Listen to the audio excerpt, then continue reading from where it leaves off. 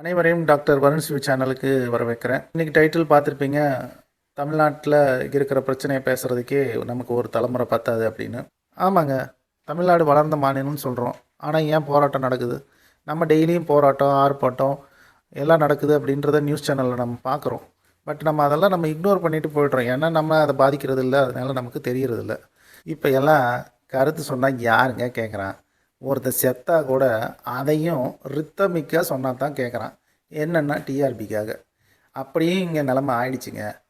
இப்போ நான் இது எதுக்காக ஒரு எக்ஸாம்பிள் சொல்கிறேன் அப்படின்றது நீங்கள் தெரிஞ்சுக்கோங்க. பொங்கல் அன்னைக்கு 5 நாள் லீவ் விட்ருக்குறான். சரி நியூஸ் ஏதாவது பார்ப்போம் அப்படின்னு பொங்கல்லாம் வச்சுட்டு சாப்பிட்டு உட்காந்து பார்க்கும்போது, நியூஸ் சேனல் ஓப்பன் பண்ணும்போது ஆசிரியர்கள்லாம் போராட்டம் நடத்துகிறாங்க. இடைநிலை ஆசிரியர்கள் ஒருத்தர் செத்து போயிட்டாரு அப்படின்றாங்க. அந்த செத்து போனதை ஒரு நியூஸ் சேனல் டிஆர்பி மாதிரி அந்த நியூஸ் சேனல் நாங்கள் காட்டுறோம், நீங்கள் உள்ளே பாருங்கள். நான் சொல்லி புரிய வேணும் இல்லை.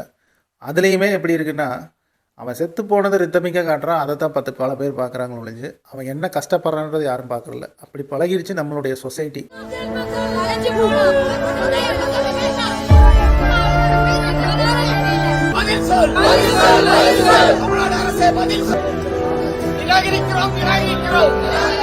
இந்த வீடியோ பார்த்ததுக்கப்புறம் தான் எனக்குள்ளே ஒரு மிகப்பெரிய வருத்தம். நம்ம மாதிரி ஒரு ஆசிரியர் ரோட்டில் போராட்டம் பண்ணிகிட்டு இருந்தாங்க. அதில் ஒருத்தர் செத்து போயிருக்காரு. அதையும் இந்த சேனல் இப்படி காட்டுறாங்க. இதில் என்ன இருக்குது அப்படின்னு சொல்லிட்டு நான் அப்போ தான் ஓப்பன் பண்ணி பார்க்குறேன். நானும் உங்களை மாதிரி காமன் பீப்புள் டெய்லியும் இந்த நியூஸை திறந்தா ஏதோ ஆர்ப்பாட்டம் நடத்திட்டு இருக்காங்க, போராட்டம் நடத்திட்டு இருக்காங்க.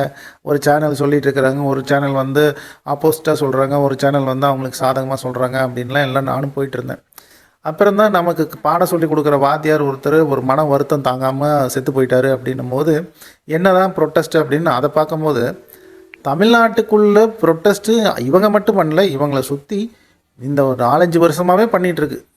நம்மளை பொறுத்த வரைக்கும் டெய்லி காலையில் எந்திரிக்கிறோம், சாப்பிட்றோம், வேலைக்கு போகிறோம், சம்பாதிக்கிறோம், திருப்பி வர்றோம், பிள்ளைகளோட உட்காந்து அவங்களுக்கு ஹோம்ஒர்க்கை முடிக்கிறோம். ஏதோ போர் அடித்தா டிவியில் நியூஸ் பார்க்குறோம். இல்லை நியூஸ் எங்கே பார்க்க விட்றாங்க நம்ம பிள்ளைங்க? போர் அடித்தா சினிமா போடுங்க, இல்லை ஏதாவது நாடகத்தை போடுங்க, அடுத்த வீட்டில் என்ன நடக்குதுன்றதான் பார்த்துட்டு இருந்த முடிஞ்சு இந்த மாதிரி சொசைட்டியில் நடந்துகிட்டு இருக்கிறத நமக்கு பார்க்குறதுக்கே நேரம் இல்லை. என்ன மாதிரி படித்தவங்களுக்கே நேரம் இல்லைன்னா இன்னி பாமர மக்களுக்கு அவன் இன்னி கஷ்டமாக இருக்கிறான், அவனுக்கு இன்னி பார்க்குறதுக்கே நேரம் இருக்காமல் இருக்கும். ஸோ இப்போ இதுக்குள்ளே நான் பார்க்கும்போது the list of top protest in தமிழ்நாடுன்னு நான் போடும்போது ஐ வாஸ் ரியலி ஷாக்டு.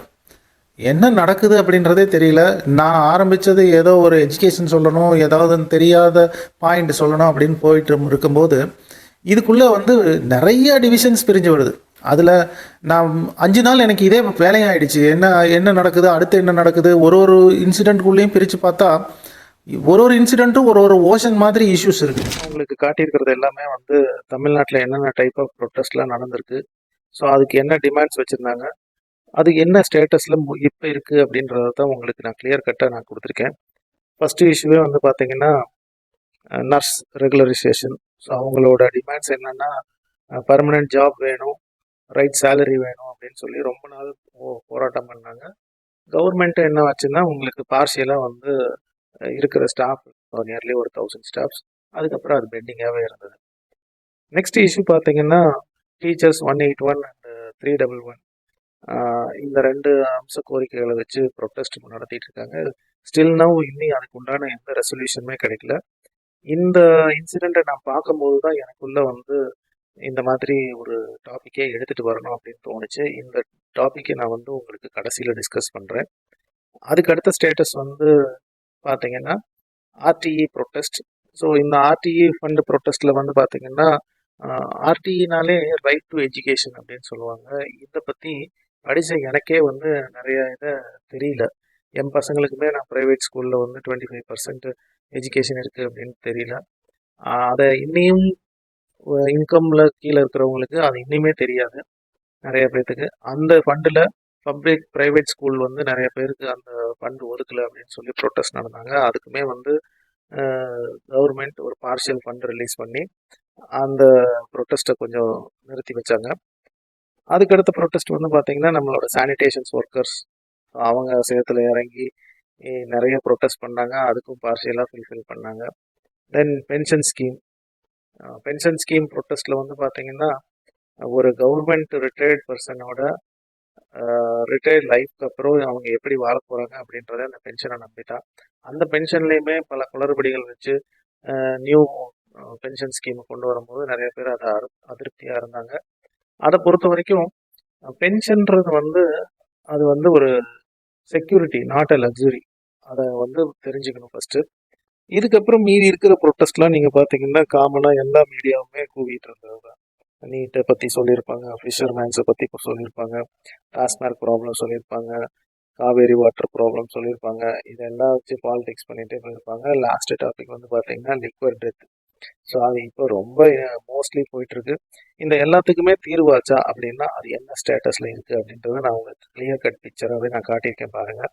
இதில் எதுவுமே தீர்வு காணலை. இதுதான் நம்மளுடைய இப்பத்த நிலமை. இதை நீங்கள் எங்கே பார்த்தாலும் கொடுத்துருக்க மாட்டாங்க. இதை தான் நான் உங்களுக்கு புதுசாக சொல்ல வந்த ஐடியா.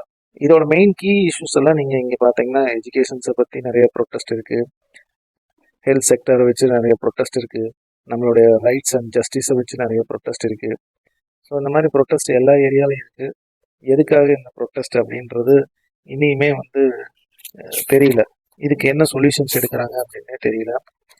த லாஸ்ட் டாபிக் இதில் டீச்சர்ஸ் 181 அண்ட் 311 இதை நான் சொல்ல வர்றதுக்கு காரணமே, கல்வியில் சிறந்த நாடு தமிழ்நாடுன்றாங்க. கல்வியோட தரத்தை உயர்த்தணும் அப்படின்னாலே அந்த ஆசிரியர்களுக்கு நியாயமான சம்பளம் கொடுக்கணும். இதில் 181 அப்படின்றது அவங்களுடைய பர்மனன்ட் ஜாப் வச்சு ப்ரொட்டஸ்ட் பண்ணியிருந்தாங்க. 311ன்றது சம வேலைக்கு சம உரிமை அப்படின்றது தான்.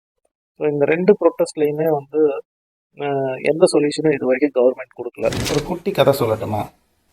நம்ம வீட்டில் ஒரு சாதாரணமான ஒரு ஃபேமிலி மேன், அவங்க வீட்டில் 2 பசங்க இருக்கிறாங்க. அவங்க பசங்களுக்கு உண்டான இயர்லி எஜுகேஷனல் எக்ஸ்பென்ஸ் 55,200 அப்படின்னு ஒதுக்கி வச்சுருக்காரு அவங்க அப்பா.